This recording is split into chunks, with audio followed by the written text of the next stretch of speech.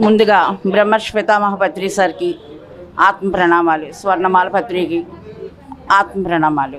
ఇక్కడ విచ్చేసినటువంటి ఆత్మబంధువులందరికీ కూడా ఆత్మ ప్రణామాలు. నా పేరు అన్నపూర్ణ, అందరికీ తెలుసు కదా. ఇప్పుడే కోనసీమ జిల్లాకి ఇన్ఛార్జిగా తీసుకోవడం జరిగింది. ఆఖరి శ్వాస విడిచేటంత వరకు ధ్యానం వదలను, పిఎంసి వదలను.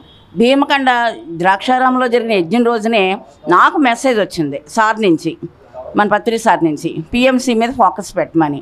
అక్కడే ఆనంద్ బాబుకి, బాలకృష్ణ సార్కి కూడా అనౌన్స్ చేయడం కూడా జరిగింది. నేను అదే విధంగా ఫాలో అవుతాను. నా డ్యూటీలు ఎంతవరకు చేయాలో అంతవరకు ఫాలో చేయిస్తాను.